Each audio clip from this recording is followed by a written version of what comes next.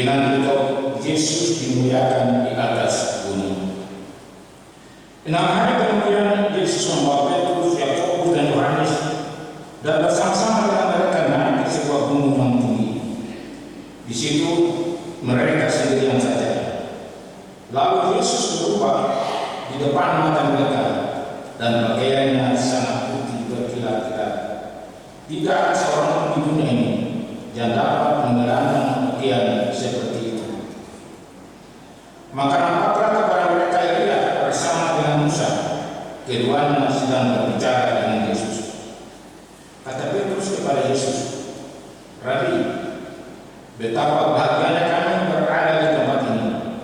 Baiklah, kami dirikan 3 kemah, satu untuk engkau, satu untuk Musa, dan satu untuk Elia."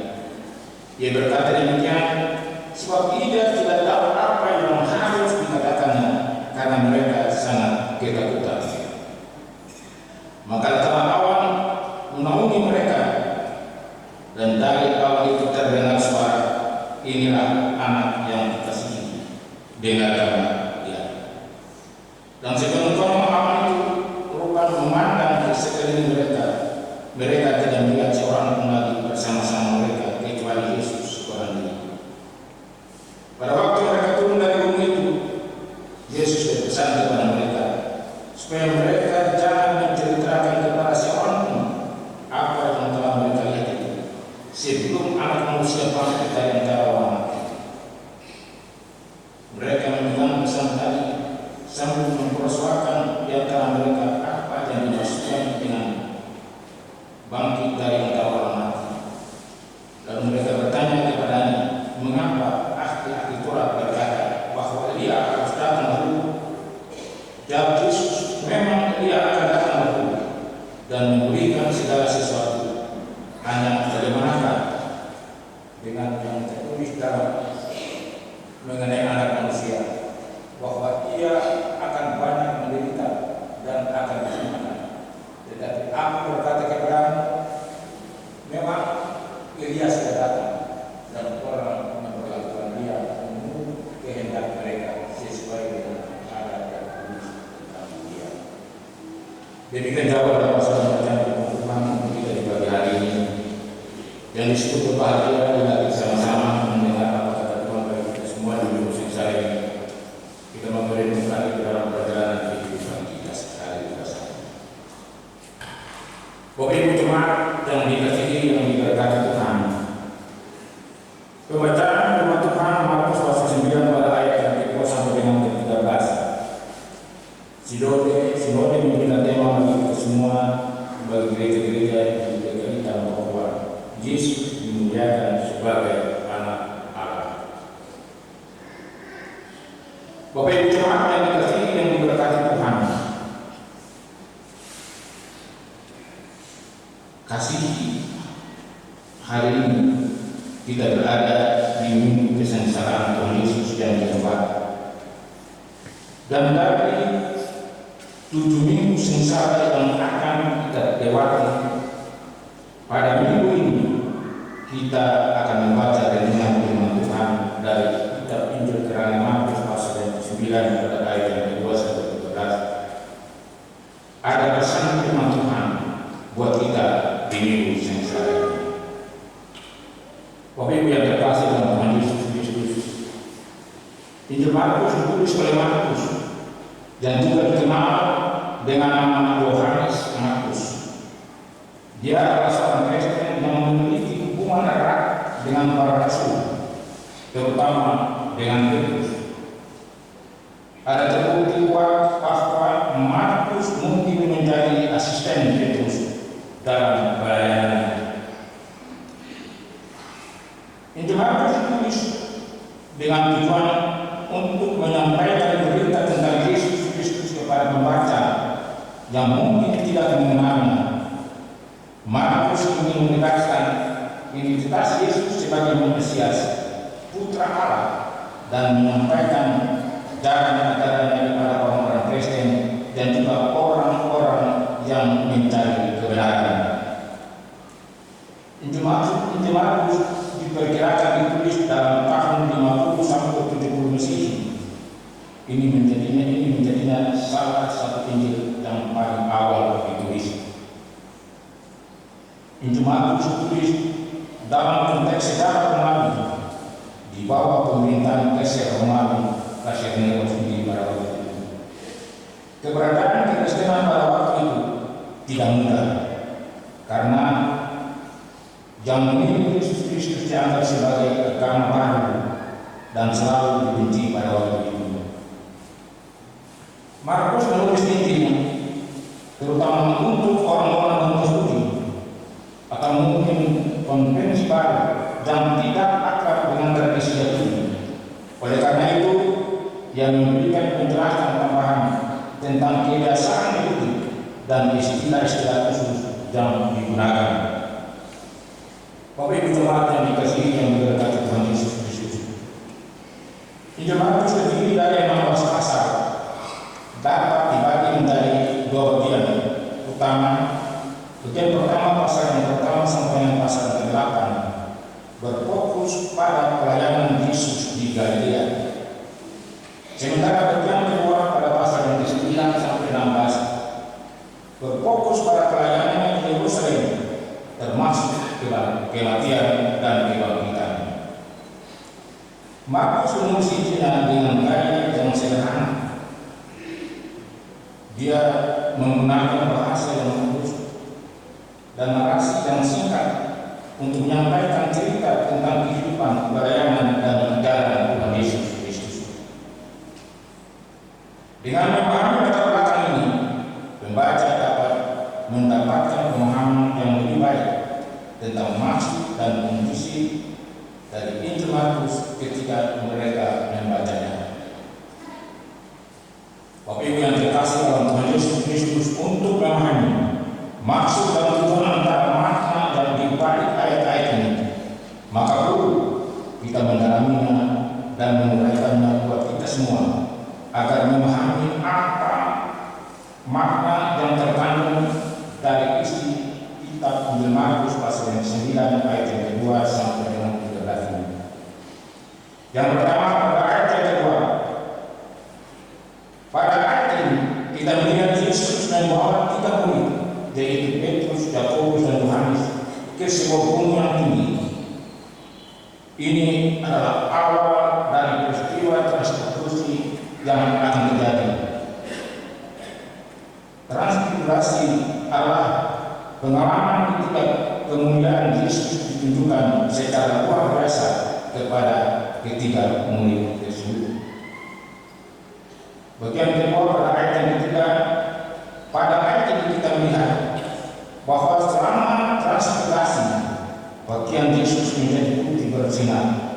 Hal ini menunjukkan kemuliaan yang luar biasa dari Yesus, dan pakaiannya menjadi seperti satu yang bersih dan putih.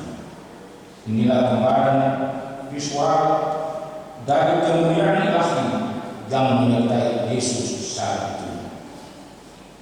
Dan ketiga pada ayat yang keempat, di ayat ini muncul Musa dan Elia, 2 tokoh besar dalam sejarah agama Israel.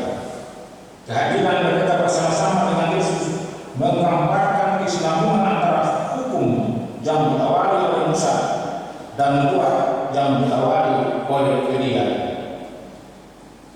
Percakapan mereka dengan Yesus juga menegaskan keabsahan misi Yesus sebagai Mesias yang telah dijanjikan dalam Alkitab. Bagian keempat pada ayat yang kelima, Petrus bersaksi tentang mengusulkan untuk membuat 3 pondok bagi Yesus, Musa, dan Elia. Ini menunjukkan bahwa para murid masih belum sepenuhnya memahami signifikasi dari apa yang mereka lihat dan reaksi Petrus adalah upaya untuk melengkapi pengalaman yang luar biasa ini dengan cara yang dipahami secara manusia. Bagian kedua pada ayat yang ke-6, ayat ini menjelaskan bahwa reaksi Petrus terjadi karena dia dan murid-murid lainnya sangat takut karena menghadapi pengalaman ilahi yang sangat kuat.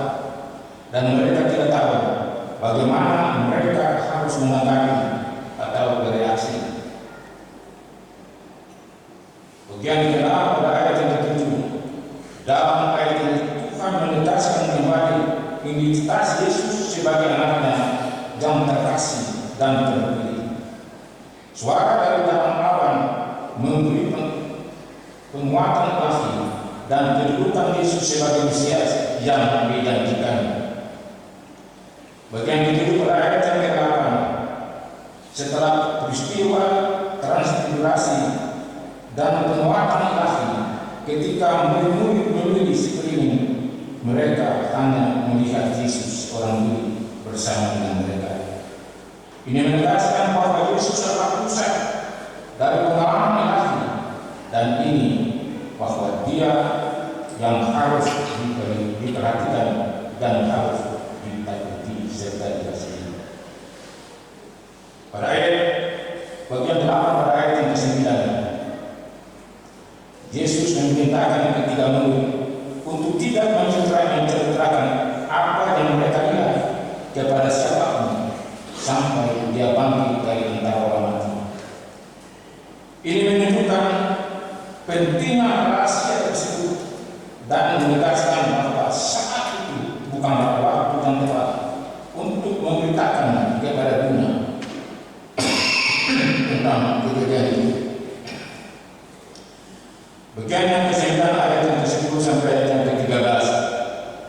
Ayat ini menggambarkan diskusi tentang turun dari gunung. Murid-murid bertanya tentang hubungan antara kedatangan Elia dan penderitaan yang akan dialami oleh anak manusia. Yesus menjelaskan bahwa Elia memang harus datang terlebih dahulu, dan Ia telah datang dalam figur Yohanes Pembaptis. Namun Dia sendiri juga menderita dan dihinakan sesuai dengan nubuat yang tertulis tentangnya. Bapak Ibu yang terkasih dalam Tuhan Yesus Kristus, pesan penting dari firman Tuhan buat kita dalam kehidupan kita tiap-tiap hari dalam memasuki minggu sengsara keempat melalui Injil Markus pasal 9 pada ayat yang ke-2 sampai 13. Pertama, menurut kekuatan dalam pengalaman rohani, seperti dialami oleh murid-murid dalam transfigurasi, kita juga dipanggil untuk mencari kekuatan dan penghiburan dalam pengalaman rohani kita. Transfigurasi mengingatkan kita bahwa Yesus adalah sumber kekuatan dan harapan yang tak tergoyahkan, terutama ketika kita menghadapi masalah-masalah sengsara dan tantangan dalam hidup dan pelayanan kita. Yang kedua, kesaksian kebangkitan. Kesaksian Yesus kepada murid-muridnya untuk menyimpan rahasia tentang transfigurasi sampai Dia bangkit dari antara orang mati, mengingatkan kita akan pentingnya iman dalam kebangkitan Yesus Kristus itu. Di tengah penderitaan dan sengsara, iman kita harus ada selalu berhadapan dengan kebangkitan Yesus, harus menjadi pijakan yang kokoh, yang memberi harapan dan kekuatan bagi kita dalam hidup ini. Yang ketiga, penegasan identitas Kristus. Transfigurasi adalah momen di mana identitas Yesus Kristus sebagai anak Allah yang terkasih dan terpilih ditegaskan secara ilahi. Ini memanggil kita untuk memperkuat iman kita dalam Yesus Kristus sebagai juru selamat dan Tuhan kita, bahkan dalam waktu-waktu yang sulit sekalipun. Bagian keempat, kesiapan untuk pelayanan dan pengorbanan. Memulai pembicaraan tentang kedatangan Elia dan penderitaan yang akan dialami oleh anak manusia, Yesus mengingatkan murid-muridnya tentang pentingnya pelayanan dan pengorbanan dalam mengikutinya. Hal ini menegaskan kepada kita bahwa dalam mengikuti Yesus, kita harus siap untuk menghadapi penderitaan dan pengorbanan, tetapi juga memiliki keyakinan bahwa Allah selalu setia dan hadir di tengah-tengah kita. Pengharapan ini benar dalam kehidupan kita sebagai orang percaya dalam hidup ini. Sering-sering dalam masyarakat kita yang pelayanan dan Tuhan percayakan untuk kita semua, kita masih berada dalam kegagalan. Kita perlu dapat melakukan itu sebelumnya di dalam kehidupan kita semua. Karena itu sebagai orang percaya dalam hidup sengsara ini, perlu kita menemukan arti daripada penderitaan itu. Karena Allah itu mengasihi kita. Allah itu tidak membiarkan kita untuk binasa. Dia mengutus anaknya, Yesus Kristus, untuk datang ke tengah dunia ini, menanggung penderitaan, salib, dan sampai mati sekalipun, hanya untuk mau menyelamatkan kita dari segala dosa dan pemberontakan kita. Karena itu Bapak Ibu yang terkasih dalam Tuhan Yesus Kristus, dengan menemukan pesan-pesan ini dalam konteks hidup sengsara keempat, kita dapat menemukan kekuatan, harapan, dan penghiburan dalam iman kita kepada Yesus Kristus, serta mempersiapkan hati dan jiwa kita untuk menghadapi segala situasi yang dihadapi dalam hidup kita sehari-hari. Dan ingatlah, di dalam segala pergumulan yang kita hadapi sebagai orang percaya, Yesus tetap setia ada. Dia datang untuk menyelamatkan kita, dia menderita untuk kita, tetapi dia bangkit untuk membawa kemenangan dan kemenangan. Selamat memasuki hidup sengsara yang tepat. Firman Tuhan akan menguatkan kita semua, sehingga mampu menjadi saksi